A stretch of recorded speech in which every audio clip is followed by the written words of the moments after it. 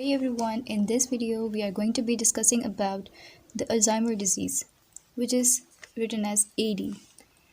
Okay, so this is basically a progressive disease. It means that it would progress in the symptoms. And as you know, that dementia is caused by many conditions, many diseases, right? So Alzheimer's is the most common cause of dementia, okay, which is a memory loss. Okay, let's first discuss what is the pathogenesis of the Alzheimer's disease. So normally we have the two types of proteins, which are A beta amyloid and the tau proteins.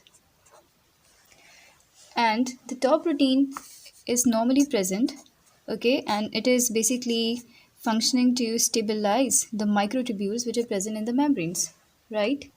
Like this is a cell, so these helical structures would be the tau protein. And the A beta is a pathological protein. Now, how they become pathogenic, let's discuss this. Okay, first let's consider there is a membrane, and this membrane has a protein like this, and this whole protein is named as APP, which is amyloid precursor protein. Okay, now we have two enzymes that are basically breaking it down. Okay, so there are two enzymes that are normally present. For example, at here, at this position, there's alpha secretase, and at this position we have the gamma secretase that is acting normally in order to break it down so that the APP can perform its function, which is that it repairs the neuron after any injury. But what happens in the pathological cases, that we have another enzyme which is known as beta secretase that would act here. And now what will be the product? Suppose this is the whole one thing and this is a one thing, okay? So when the normal enzymes, the alpha secretase and the gamma secretase were acting, what was happening? The alpha secretase will chop this molecule from here, and in this way, this whole protein that will be released, it will be soluble.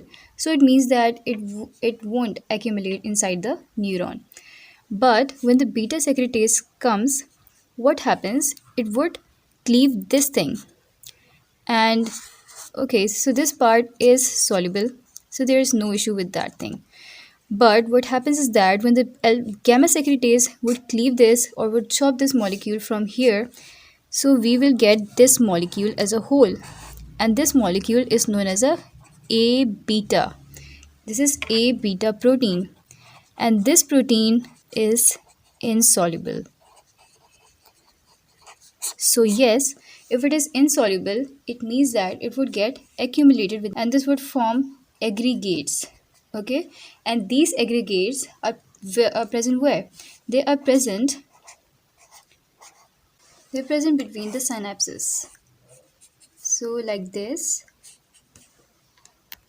So as it gets accumulated between the synapses of the two neurons, so it means that it would hinder the conductance, okay?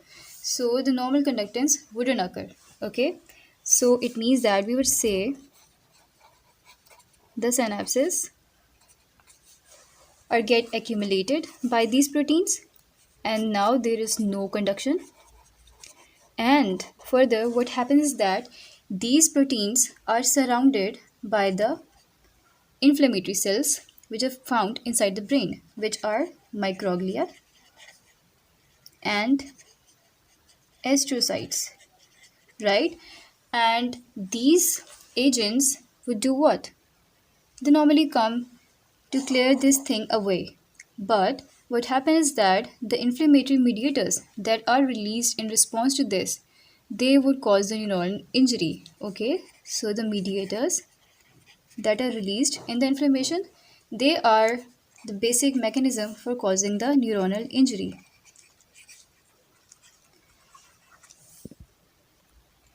So that was about the A beta protein. Okay, and you should remember that this protein is accumulated where? It is accumulated extracellularly. It means that it would be accumulated outside the neuron.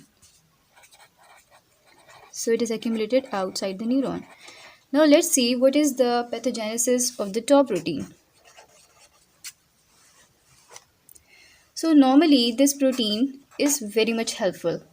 It is actually present in the microtubules of a cell, as I've told you before. And what it is basically doing, it is basically binding this micromolecule together so that it would not separate away, right? And this thing helps in the communication, okay? So it helps in what? In the communication, in the transference of the signals within the neuron. What would happen? Normally, it is thought that this tau protein gets entangled because of the signaling pathway that are initiated by these A beta proteins. Okay, so these aggregates of the A beta proteins would do what? They initiate a signaling pathway, right? And this signaling pathway would do what? It would activate the kinases, and these kinases would add the phosphate to the tau protein. When the tau protein, for example, if we draw the tau protein here, when if it gets the phosphate with it, what happens is that the morphology of the tau protein is changed. So the morphology is changed. And because of this changed morphology, what happens is that the other tau proteins, they come with this tau protein and they get accumulated. Right? So other tau proteins would also come towards this tau protein, this changed tau protein, and now they have the tendency to form the aggregates. And these aggregates, they start to build up inside the soma, which is the cell body of the neurons, as well as the dendrites. All right, and in this way, this accumulation would cause the neuronal toxicity. It would cause what? It would cause neuronal toxicity, and this would later cause the neuronal death.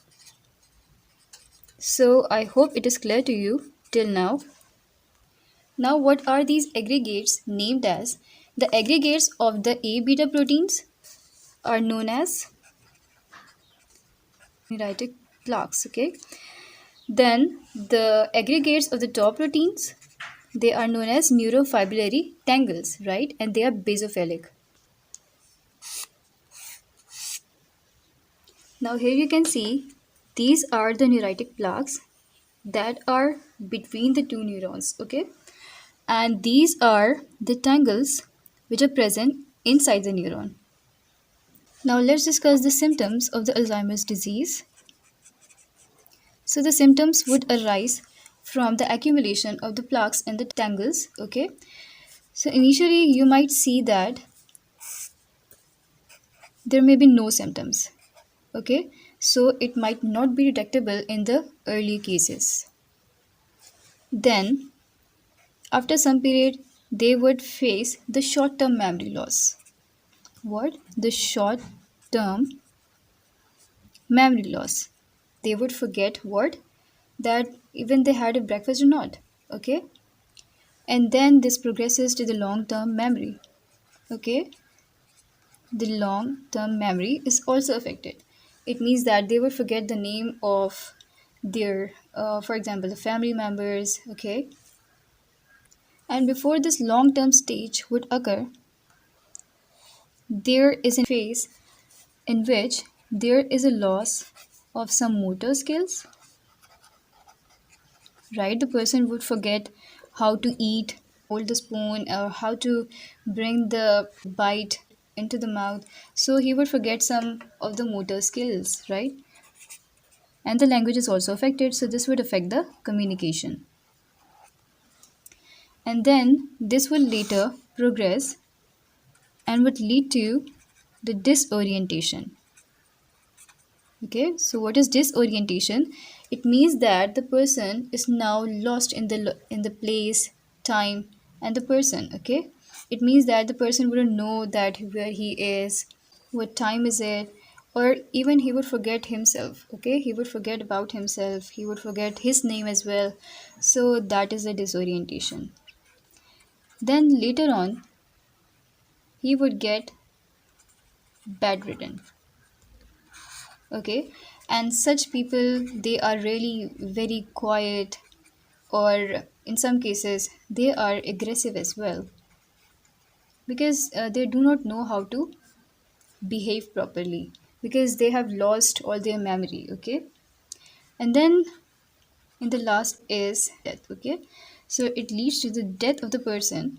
And why it is so? The main cause of death is infections, for example, from pneumonia. Let's see the other causes of the Alzheimer's. So basically, we categorize this under the two divisions. The first one is sporadic, and the second one is familial. It means that it would go from the generation to generation.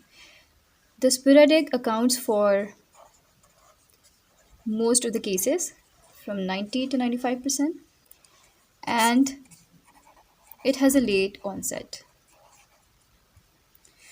In most of the cases, the cause is unknown, but it is thought that some genetic and environmental factors have a role in it.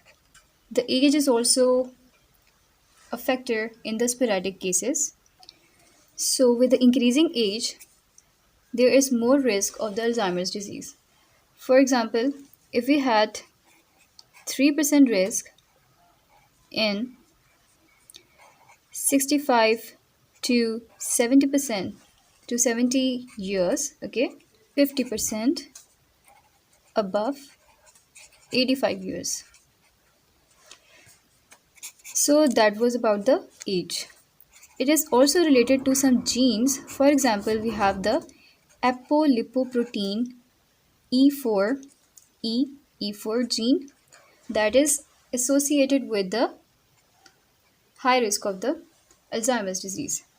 So if the person has more genes, more alleles of the E4, okay, so there are more chances of the person to develop this disease. Okay, then we have the familial case. So the familial has a early onset, right, as it is present genetically. Okay, so the dominant gene is responsible for it, and the progression is very fast in this case. Now this dominant gene can be two. It can be PSEN1 or the PSEN2. The PSEN1 forms what? Presenilin-1, and the PSEN2 expresses the protein which is presenilin-2. Okay, so what these two proteins are doing, form the gamma secretase subunit, right? So it means that there will be more cleavage and there can be a high risk for the development of the AD. Then the second thing can be the trisomy 21, which is also known as the Down syndrome. So as you know that on the chromosome number 21, what we have is a protein which is the APP. Okay, so in this condition in which we have a trisomy 21, it means we have the extra copy of the trisome, the chromosome number 21. So it means such person would have the extra copies of the APP, and so as the APP are more, so there are increased chances of the person to develop the Alzheimer's disease. So there is an increased chances. Now we are going to discuss about the diagnosis and treatment. Now diagnosis of the Alzheimer's disease is very much difficult. Okay, we cannot directly see that whether the person has developed the Alzheimer disease or not. But yes, there is a definitive way, which is the brain biopsy. But the thing is that the brain biopsy can only be performed on the autopsy. So, what the clinicians do, they would exclude all the other causes of the dementia in order to categorize a person that he has developed Alzheimer's disease. Then, let's look at a treatment. So, basically, the Alzheimer disease has currently no cure. Okay, but yes, there are some medications that can provide a little benefit. Okay, but there is no such medication that can halt the progression of the Alzheimer's disease. So I hope that this is clear to you now, and thanks for watching the video.